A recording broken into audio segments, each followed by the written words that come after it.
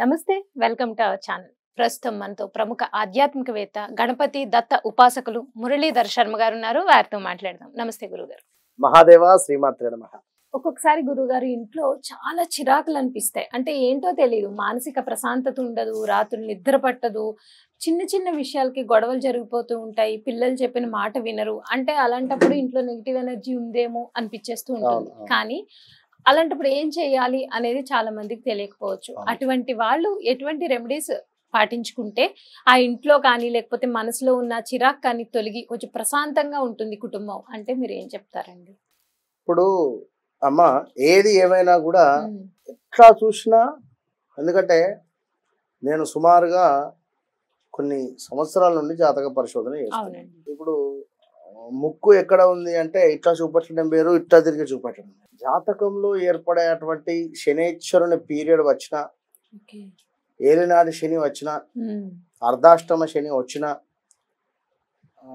అష్టమ శని వచ్చిన, సప్తమ శని వచ్చిన, జాతకములో కూడా మీ దశ అంతర్దశలలో శనేశ్వరుని యొక్క దశ అంతర్దశలో వచ్చిన చూసుకోండి. ఎవరైనా ఛాలెంజ్ చేసి చెప్తున్నా, ఈ పీరియడ్ వచ్చినప్పుడు చాలా అంటే చాలా మనకు నెగిటివ్ ఎనర్జీ అయిపోతుంది బాడీ.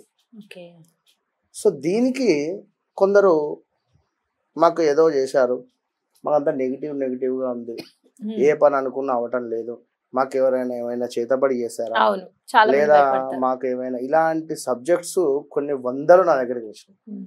కొన్ని వందల సబ్జెక్టులో వందలు వేరు ఒకటే చెప్పిన వారికి. ఫస్ట్ మీకు ఆ మైండ్ నుంచి అది డిలీట్ చేసేసేయండి, అది లేదు. శని పీరియడ్లో దశ అంత వాళ్ళకి చూపెట్టిన, బోర్డు మీద వేసి మరి వాళ్ళకి క్లియర్గా చూపెట్టిన, ఇగో అమ్మ ఈ టైం నుండి ఈ టైం దాకా అవునా కాదా, ఎస్ అవును, నేను పాయింట్అవుట్ చేసి వారికి చెప్పిన, నిజమే గురువు గారు, సో మీరు ఇది చేసుకోండి అని చాలా మందికి చెప్పాను. చాలా మంది కూడా అది ఫాలో అయ్యి చాలా బాగుందని చెప్పారు. విన్నారా?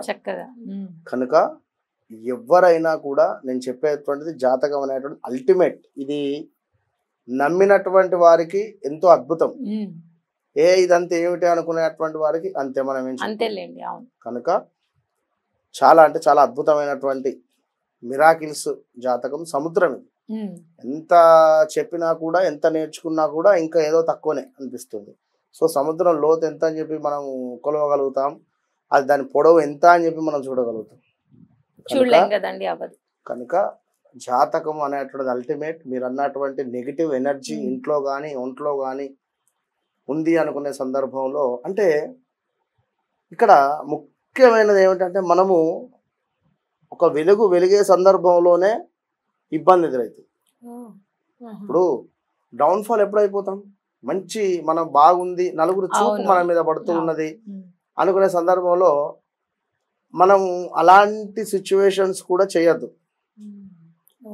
అలాంటి అంటే ఇప్పుడు ఒక కారు కొన్నా ఏడ్చే వాళ్ళు ఉంటారు, సో ఒక గృహము కొన్నా ఏడ్చేవారు ఉంటారు, సో ఒక బండి కొన్నా ఏడ్చేవారు ఉంటారు, ఒక బంగారం కొనుక్కున్నా మీ ఆడవారి విషయంలో కూడా బాగానే నగలు బాగానే పెట్టుకున్నాను అని చెప్పి ఏడ్చేవారు ఉంటారండి. ఇదంతా ఏంది, నెగిటివే కదా.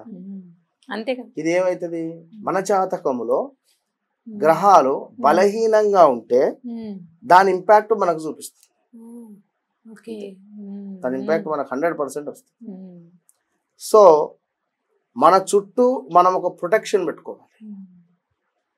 మన చుట్టూ కూడా ఇప్పుడు ఒక కరెంట్ అనేటువంటిది మనం చుట్టూ దిగ్బంధం చేసుకొని ఉంటే షాక్ కొడుతుంది, ఏది మన దాకా రాదు. సో అలాంటివి కొన్ని లక్షల రెమెడీస్ ఉన్నాయి. అది మీకు ఒకటి సెట్ అవుతుంది, నాకు ఒకటి సెట్ అవుతుంది, అందరికి ఒకటే అని కాదు కదండి. మీకొకటి నాకొకటి. మీ జాతకంలో శనేశ్వరుడు అద్భుతంగా ఉన్నాడు, వేరే గ్రహం మూలకంగా ఇబ్బంది వస్తూ ఉంది అనుకున్నప్పుడు దానికి సంబంధించింది చేసుకోవాలి. ఇప్పుడు ఉదాహరణకు ఇప్పుడు నేను చెప్పేటువంటి రెమెడీ కర్ణాటకలో ఎక్సలెంట్గా కూడా అందరూ కూడా చేసేటువంటి రెమెడీ, బాగా ఫేమస్ అయిన రెమెడీ ఇది. అంటే చాలా మంది నేను నేను పర్సనల్ గా చెప్పా, ఇది ఎవరికి నేను చెప్పలే, ఇప్పటి వరకు కూడా రివీల్ చేయలే ఎక్కడ. కనుక చూసేటువంటి వారు ఖచ్చితంగా ఇది సత్యము అని భావించుకొని చేసుకోండి. అయితే ఇది ప్రతి శనివారం చేయాలి. ప్రతి శనివారం చేస్తూ అమావాస్య రోజు అండ్ పౌర్ణమి రోజు, ఈ అమావాస్య పౌర్ణమి రోజులు మొత్తము ఇది మనకు సుమారుగా కూడా 43 రోజులు చేయాలి. 43 నుంచి 47, 43 నుండి 44 కానీ 44 రోజులు చేయాలి.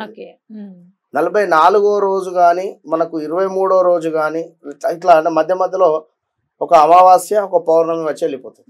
ఈ అమావాస్య పౌర్ణమి రోజు ఏం చేయాలి అంటే ఆంజనేయ స్వామి వద్ద కానీ లేదా లక్ష్మీదేవి అమ్మవారు కానీ, ఉగ్ర రూపకంగా ఉండేటువంటి దుర్గా అమ్మవార్లు కానీ, ప్రత్యంగిర అమ్మవార్లైనా ఈ అమ్మవార్ల వద్ద ఒక చక్కటి నిమ్మకాయని తీసుకొని పోయి పెట్టాలి ఒక రోజు ముందు.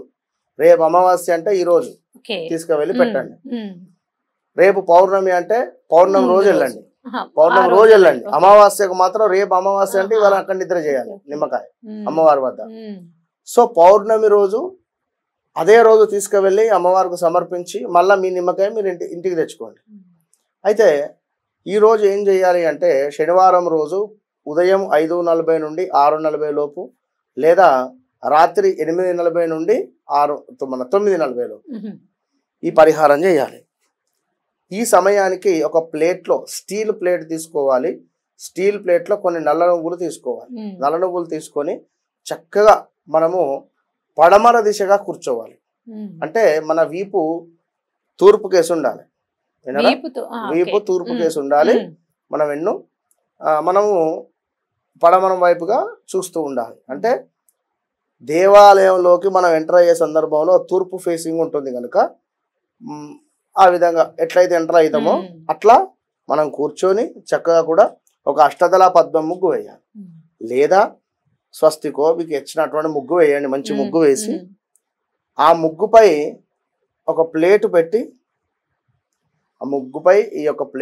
ఈ ప్లేట్లో నల్ల నువ్వులను పోసి చక్కగా కూడా నల్ల నువ్వులను పోసిన తర్వాత మనకు ఈ యొక్క బ్లూ కలర్ పువ్వులు దొరుకుతాయి. అది ఇట్లా బ్లూ కలర్ లో వస్తాయి, గమ్మత్తుగా ఉంటుంది. చామంతి పూలు కూడా ఉన్నాయి ఇవాళ రేపు.